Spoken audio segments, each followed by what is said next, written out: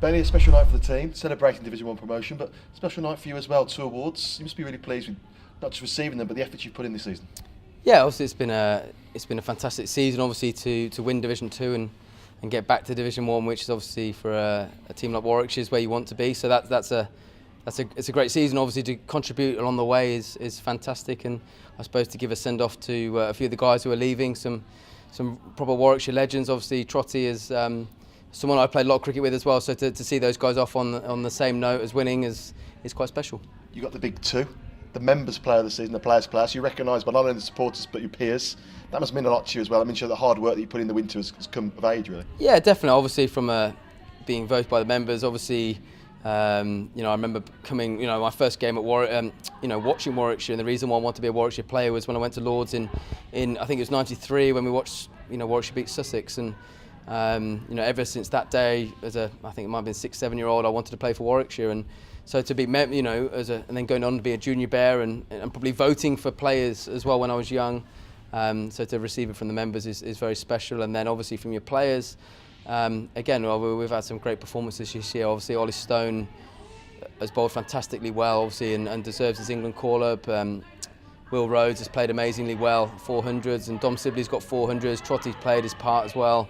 So to get that vote from the guys that you work with, it means a hell of a lot from the players.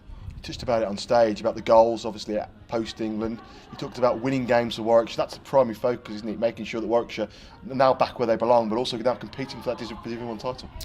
Yeah, I think for me it's just sort of readjusting what the thing that drove me all my career was playing for England, playing 100 Test matches, and being part of big series there. Obviously that's not going to happen now, so I think for me you have to sort of readjust a little bit. It's taken me a little bit of time to adjust and get that right. So I think for me now it's obviously it's passing on knowledge to the younger players, which is obviously a big part, and helping those guys. But also, when I can, is winning games of cricket for Warwickshire, and that's my goal at the start of the year. Obviously, through the winter, is to work as hard as I can physically. Obviously, the older you get, the harder it gets. So, I need to get fit, and then from that point on, it's about trying to win, those games that are ahead of me, and like I said, passing on as much knowledge as possible.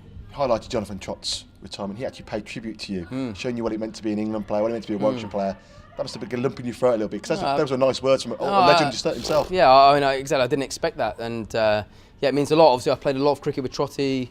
It means a lot. I mean, again, you hear a lot of things, don't you, in cricket these days? But when somebody like that, who's achieved what he has in the game, has pays tribute, to myself, in helping him in any way. Like I said, it means a hell of a lot. And I didn't really know when I was sort of thinking about it. I mean, I certainly didn't expect him to say those words, which is amazing. Like I said, somebody like Trotty who's achieved a lot and is a great bloke. So it means a lot. I don't really know how to answer that one, because, like I said, I hold Trotty in, obviously a massive respect as a player and as a person. So it meant a hell of a lot.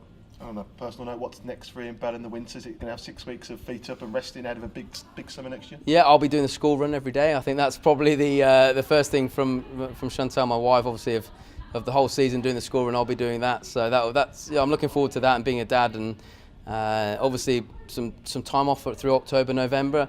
I'm in for a little bit of T20 cricket potentially this winter, but again, nothing confirmed. So we'll see how that pans out. And for me, it's the same as how the last season finished. It doesn't matter whether we've had a good year or a bad year. It's my goal is to get as fit as I can now. Obviously, work on the areas I need to get better at, and hopefully hit the season hard next year.